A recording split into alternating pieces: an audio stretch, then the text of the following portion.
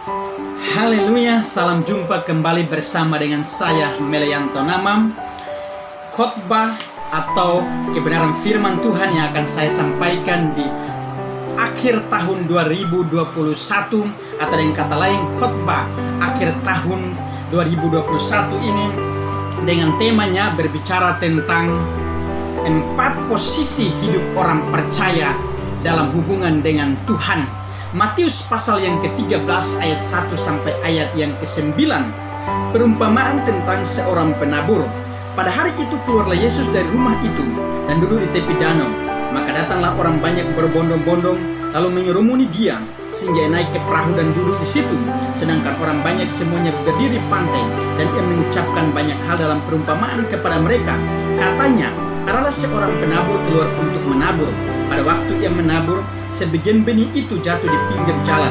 Lalu datanglah burung dan memakannya sampai habis. Sebagian jatuh di tanah yang berbatu-batu dan tidak banyak tanahnya.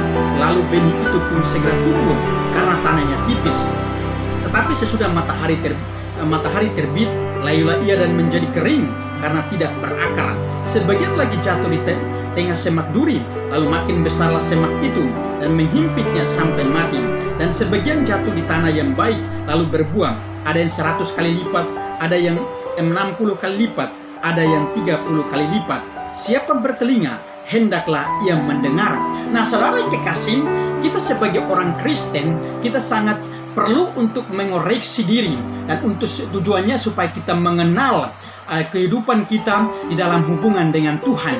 Di sepanjang tahun 2021, mulai dari bulan Januari sampai bulan Desember, dan sebentar akan berganti menjadi tahun 2022, maka saya sangat perlu untuk mengingatkan bahwa untuk malam tanggal 31 Desember 2021 ini, di saat saudara berdoa untuk mengakhiri atau menutup tahun ini, saya ingatkan, tolong jangan lupa untuk mengoreksi diri kita. Jangan lupa untuk belajar mengenal diri kita. Dan kita harus belajar untuk mengenal diri kita bahwa di mana posisi keberadaan hidup saya yang sebenarnya di sepanjang tahun 2021 yang sebentar lagi akan berakhir. Apakah saya mendengar firman lalu di sepanjang tahun 2021 lalu posisi saya sudah masih tetap dalam pinggir jalan atau di tanah yang berbatu-batu, atau saya masih berada di tengah semak duri, atau posisi hidup saya sebagai orang yang memiliki firman Tuhan itu sudah menjadi orang yang sesuai dengan apa yang diinginkan oleh Tuhan, yaitu berada di posisi tanah yang baik, yaitu tanah yang benar-benar menghasilkan sesuatu yang terbaik untuk hidup kita dalam hubungan dengan Tuhan, sepertinya yang disebut dengan menghasilkan buah 30 kali lipat, 60 kali lipat, bahkan 100 kali lipat. Artinya kehidupan yang benar-benar sesuai dengan apa yang diinginkan oleh Tuhan. Nah, saudara kekasih, kita sebagai orang Kristen, salah satu dasar kehidupan kita adalah dari firman Tuhan. Dan kita perlu untuk mengetahui bahwa firman Tuhan sangat menentukan hidup kita dalam hubungan dengan Tuhan. Bahkan firman Tuhan sebagai dasar untuk benar-benar terus membangun iman percaya kita dalam hubungan dengan Tuhan. Firman Tuhan sebagai ilmu pengetahuan yang berasal dari surga, dan ilmu pengetahuan itu adalah merupakan benar-benar pribadi daripada Tuhan. Tujuannya supaya benar-benar dia memiliki tempat di hati kita, dan tujuannya saat ia mendiami seluruh hati dan kehidupan kita adalah supaya kita benar-benar dipengaruhi, supaya kita belajar meninggalkan hidup yang lama, meninggalkan hidup yang di dalam dosa untuk menjadi hidup yang di dalam Tuhan, hidup yang takut akan Tuhan, dan bahkan hidup yang benar-benar terus berubah dari waktu ke waktu, bahkan dari setiap jam ke jam, setiap bulan ke bulan, setiap minggu ke minggu, setiap tahun ke tahun. Benar-benar firman Tuhan harus menjadi dasar kehidupan kita untuk berubah. Saudara kekasih, Alkitab berkata bahwa manusia bukan hidup saja dari roti, tetapi dari setiap firman yang keluar daripada mulut Tuhan itu sendiri. Mengapa? Sebab manusia hidup daripada firman Tuhan. Sebab firman Tuhan adalah berbicara soal kepribadian Tuhan. Firman Tuhan adalah pribadi daripada Tuhan yang telah menjadi manusia, hadir ke dalam kehidupan manusia yang penuh dengan dosa, penuh dengan cacat celah, penuh dengan namanya kekotoran, noda, bahkan penuh dengan berbagai persoalan. Tetapi 2000 tahun yang lalu, ia hadir dalam rupa manusia yang disebut Yesus Kristus. Tujuannya adalah untuk membebaskan kita, memenangkan kita, memerdekakan kita dari segala kehidupan kita yang jelek di mata Tuhan, yaitu selama kita mendiami dunia ini. Nah, saudara kekasih, kenapa firman Tuhan berkata bahwa manusia bukan hanya hidup dari roti saja, tapi dari setiap firman yang keluar daripada mulut Tuhan? Sebab firman Tuhan memiliki kekuatan yang sangat luar biasa dalam hidup kita. Ketika firman Tuhan mendiami hidup kita dengan seutuhnya, maka hidup kita benar-benar sangat memiliki kedekatan dengan Tuhan. Dan bahkan ketika firman itu terus hadir memenuhi kehidupan kita, pikiran kita, hati kita, dan seluruh jiwa kita, maka yang terjadi adalah pertumbuhan iman kita terus bertumbuh. Fokus kita benar-benar terus untuk belajar mengerti kehendak Tuhan, mendekat terus kepada Tuhan. Dan bahkan saudara kasih, kita akan menemukan hal-hal yang baru senantiasa di dalam kehidupan kita ketika firman Tuhan itu terus menerangi hidup kita. Dan firman Tuhan merupakan ilmu pengetahuan yang terus memberikan kita harapan baru di setiap hari, menopang iman percaya kita tetap bertahan dalam membela setiap kebenaran yang berkenan di hadapan Tuhan, sampai pada akhirnya Tuhan akan datang kembali untuk yang kedua kalinya. Nah, saudara kekasih, berbicara soal khotbah saya di akhir tahun 2021 ini dengan judulnya yaitu bahwa 4 posisi hidup manusia atau orang percaya di dalam hubungannya dengan Tuhan. Maka di dalam catatan saya, saudara kekasih, ada 4 posisi yang saya sudah bacakan dari Matius pasal yang ke-13 ayat 1 sampai ayat yang ke-9. Posisi yang pertama adalah posisi di pinggir jalan, ayatnya yang ke-4.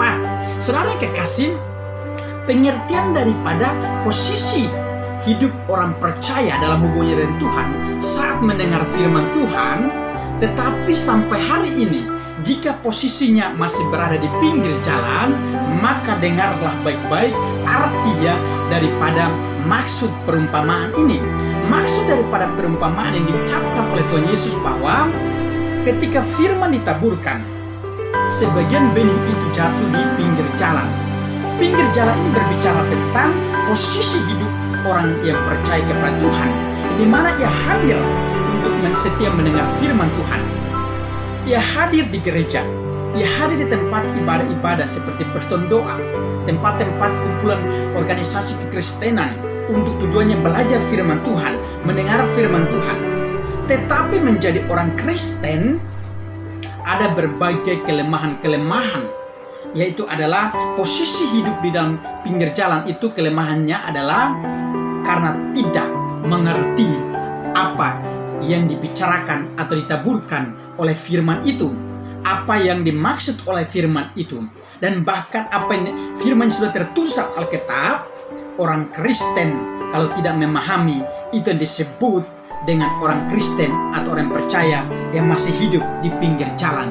Jadi orang yang hidup di pinggir jalan itu kelemahannya karena tidak bisa mendengar firman, tetapi tidak bisa memahami maksud daripada firman itu, sehingga hidup sebagai orang Kristen mulai dari bertahun-tahun lamanya hidupnya ya seperti itu saja.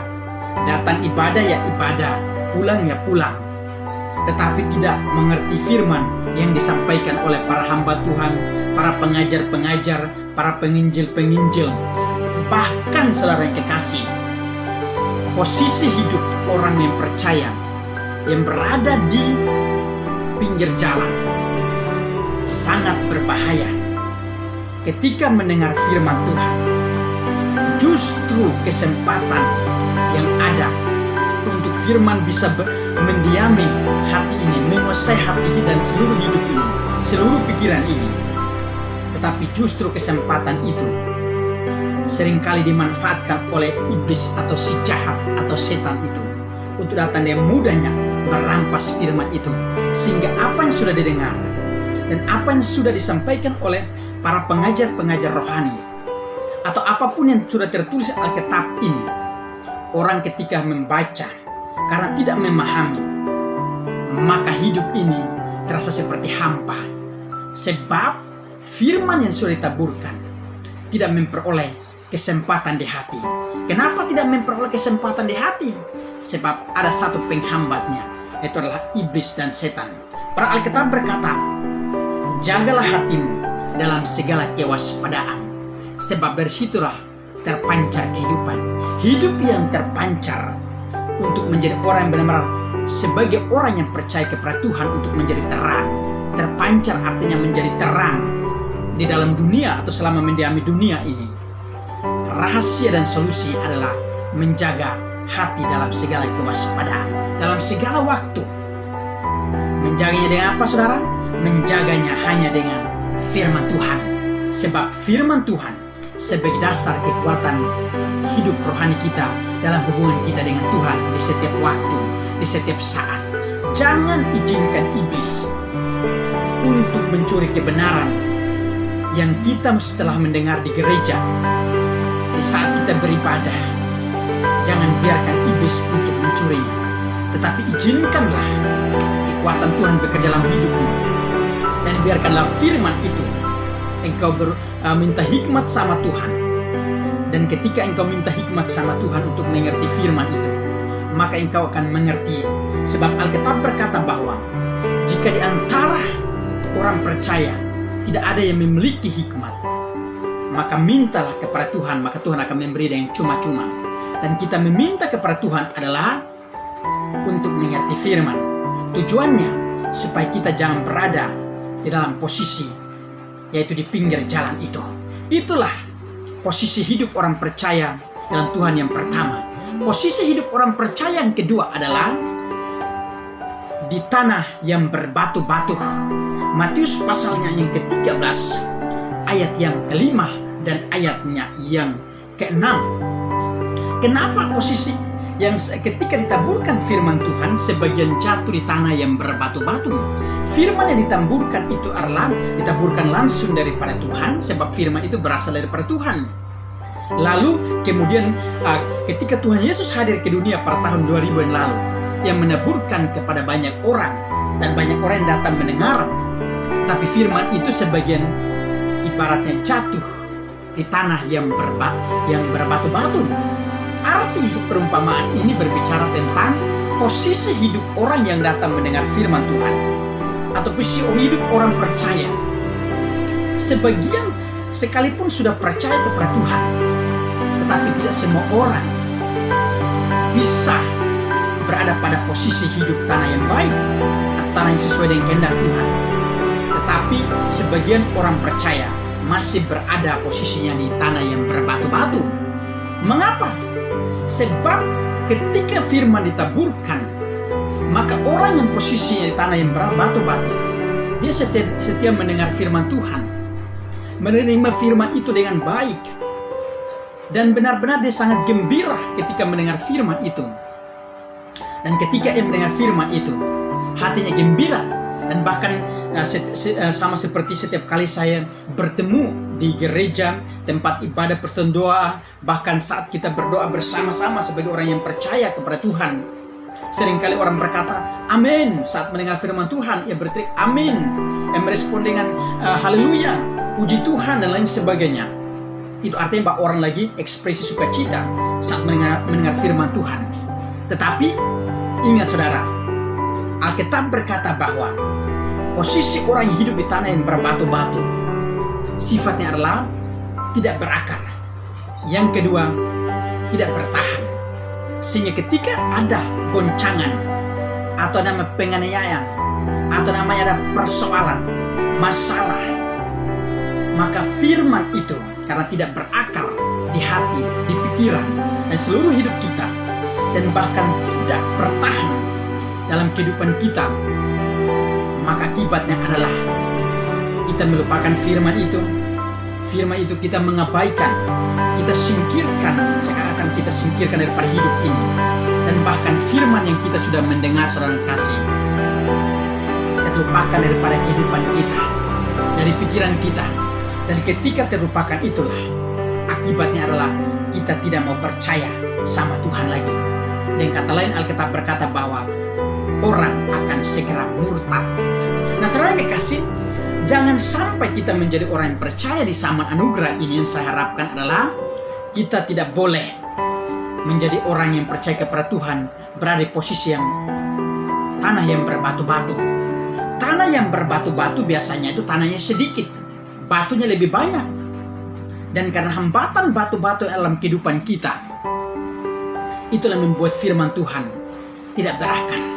Tetapi kita sebagai orang percaya, di tahun 2001 dan sebentar akan menjadi tahun 2022, mari kita belajar untuk memiliki firman Tuhan yang harus berakar di hidup kita, yang harus bertumbuh, dan bukan hanya sekedar kita mendengar lalu firman tidak berakar, tetapi kita harus benar-benar memiliki firman Tuhan. Berakar artinya kita bersatu dengan firman itu. Sebab Alkitab berkata bahwa barang siapa tinggal dalam aku dan aku dalam dia, maka menjadi satu. Firman adalah Kristus itu sendiri. Dan firman itulah yang telah menjadi manusia. Dan ketika kita hidup dalam firman, dan firman dalam kita, maka kita menjadi orang yang benar-benar disebut orang percaya yang berpihak pada kebenaran. Kita menjadi orang percaya yang benar-benar memiliki kebenaran itu untuk senantiasa dimanapun kita berada. Izinkanlah hari ini dengan mengoreksi dirimu. Apakah hidup saya di sepanjang 2021 dan akan menuju kepada 2022 nantinya? Apakah posisi hidup saya sebagai orang yang sudah memiliki firman Tuhan masih berada di tanah yang berbatu-batu yang tidak berakar dan tidak bertahan itu? Ataukah saya menjadi orang Kristen, tetapi ketika menghadapi persoalan, saya tidak mengandalkan firman itu? Sebab firman sebenarnya menjadi kekuatan dalam hidup kita. Tetapi ingat, firman itu menjadi kuat ketika ia benar-benar melekat dalam hidup kita dan kita melekat kepada firman itu dengan sepenuhnya. Haleluya. Itu hal yang kedua saudara kasih. Hal yang ketiga adalah posisi di tengah semak duri. Di dalam ayatnya yang ke-7, saudara kekasih, semak duri, kita bisa dapat melihat yang namanya tumbuhan semak-semak duri di pinggir jalan atau di hutan atau dimanapun kita berada. Nah, ketika posisi hidup itu berbicara tentang posisi hidup yang benar-benar tidak baik. Sebab ketika Tuhan Yesus mengatakan bahwa perumpamaan mengenai semak duri ini saudara yang kekasih, ibaratnya seperti hidup orang kekristenan itu di tengah-tengah kehidupan dunia ini. Di dunia ini dimanapun kita berada, selalu ada kita menemui yang namanya persoalan, tekanan hidup, kekurangan hidup, kemiskinan, kemerosotan ekonomi, keuangan yang semakin menipis, bahkan membuat hidup kita seakan-akan kita hidup di bawah persoalan yang benar-benar kita tidak bisa keluar dari situ. Dan bahkan di dalam dunia ini seorang kasih yang kita kenal, ada berbagai persoalan yang tidak akan pernah habisnya kita berhadapan dengan persoalan demi persoalan. Tetapi ini seorang kekasih, firman Tuhan hanya sebagai dasar kekuatan hidup kita untuk terus kita bisa melawan tekanan dunia itu dan persoalan-persoalan dalam dunia ini. Dan ketika kita melawan dengan firman Tuhan, maka Tuhan turun tangan, memberi kita hikmat, lalu kita menemukan solusi yang terbaik dan bisa melewati setiap persoalan yang ada di dunia ini. Saudara kekasih, posisi hidup kita sebagai orang yang percaya, jika saat berada atau masih berada saat mendengar firman Tuhan dari tahun ke tahun, dan posisinya masih ada di tengah semak duri. Semak duri ini artinya atau perumpamaan dari ini Tuhan Yesus menjelaskan bahwa orang mendengar firman Tuhan, dan bisa mengerti, bisa memahami. Tetapi ketika di dalam kehidupan setiap harinya di dunia ini ada berbagai godaan, ada berbagai tipu daya, ada berbagai namanya hal-hal yang bisa mempengaruhi kehidupan ini untuk jatuh dalam berbagai pencobaan. Dan ketika berhadapan dengan berbagai godaan-godaan itu, maka seringkali orang percaya meninggalkan kebenaran firman, lalu menggantikan dengan segala tipu daya yang ada atau yang sedang berada di depan mata. Tapi ingat saudara kasih, tipu daya apapun yang kita hadapi di dunia ini, ingat, engkau harus memiliki hati yang takut akan Tuhan. Izinkan Tuhan untuk menaruh hati yang takut akan Tuhan padanya di dalam hidupmu. Dan ketika engkau memiliki hati akan takut akan Tuhan, sekalipun ada tipu daya apapun yang ada di sekeliling untuk mempengaruhi engkau supaya jatuh dalam dosa, maka engkau tidak akan mengikuti kehendaknya, melainkan engkau akan lebih memilih hidup dalam firman Tuhan yang sudah diajarkan, hidup dalam rel kebenaran Tuhan, hidup dalam kehendak Tuhan, hidup dalam kekudusan, bahkan hidup dalam kesucian, saudara kasih. Bahkan lebih memilih untuk menganggap semua itu tidak ada artinya, itu segala tipu-tipu daya yang ada dalam dunia ini. Tipu daya kekayaan, tipu daya untuk bisa benar-benar menghancurkan iman percaya kita. Ingat saudara yang dikasih, posisi hidup kita sebagai orang yang percaya, ketika kita masih berada dalam posisi tengah semak duri, maka mulai saat ini kita belajar untuk bisa mengenal diri kita, untuk kita bisa benar-benar bangkit dan meninggalkan posisi yang ada. Jika ada kebiasaan-kebiasaan kita di tahun 2021 dari bulan Januari sampai Desember, jika kita memiliki tabiat-tabiat seperti itu, maka ingat, kita harus belajar mulai hari ini supaya ketika kita masuk dalam tahun 2022, kita mau belajar untuk terus mendekatkan diri kita kepada Tuhan. Kita meninggalkan tabiat yang benar buruk di hadapan Tuhan. Sebab sifat daripada posisi hidup di tengah semak duri, terkadang sekali pun kita sudah mengerti firman, kita sudah mendengar firman dan memahami dan mengerti dengan baik, seringkali persoalan yang lebih besar yang menghimpit, sehingga firman itu tidak memiliki tempat untuk menjadi kekuatan dalam hidup kita. Sehingga seringkali kita mempersalahkan, kenapa hidup saya seperti ini. Tetapi ingat, itu bukan solusinya. Ketika kita mempersalahkan orang lain di sekeliling kita saat kita menghadapi persoalan, dan bahkan mungkin saja seringkali kita mempersalahkan Tuhan, kenapa hidup saya seperti ini. Tapi ingat, setiap hal yang kita lakukan dan mempersalahkan semua yang ada di sekitar kita, termasuk kita mempersalahkan Tuhan, itu bukan solusinya atas kehidupan kita dan saat menghadapi persoalan. Tetapi solusinya adalah kita kembali untuk membaharui hidup kita.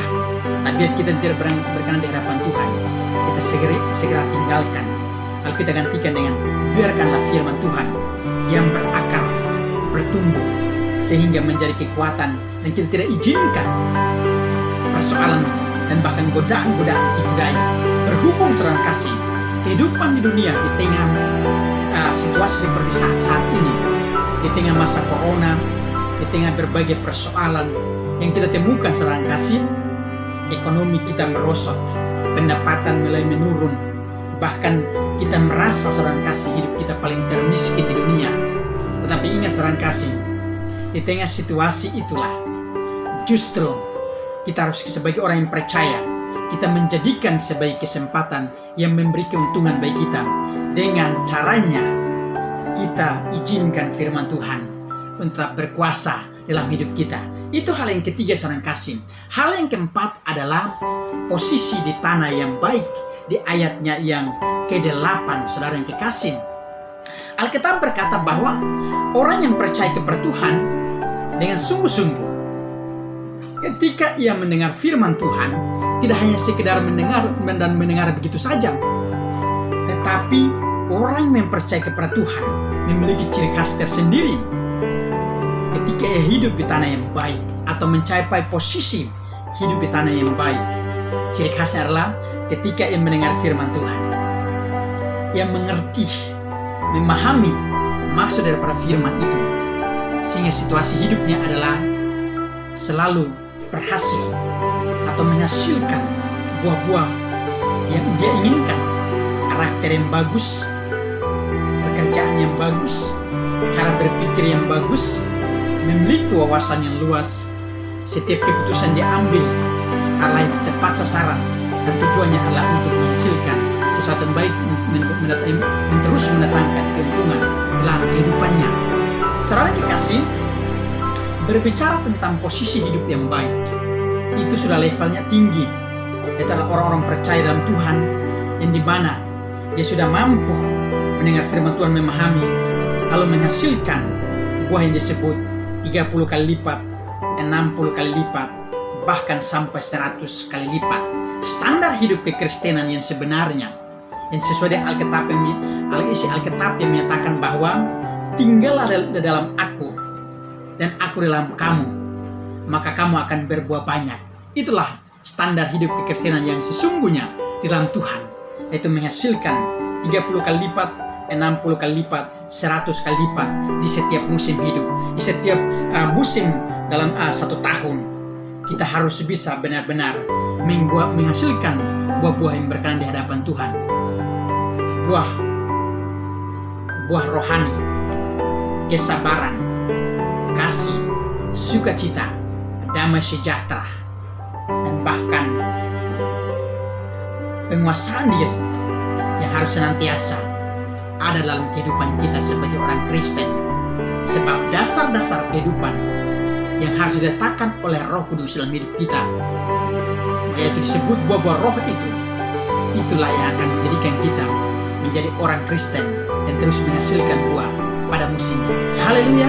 Tuhan Yesus memberkati kita semua di akhir tahun 2021 dan memberkati kita untuk memasuki tahun 2022. Dalam nama Yesus Kristus, Tuhan Yesus memberkati kita sekalian. Haleluya.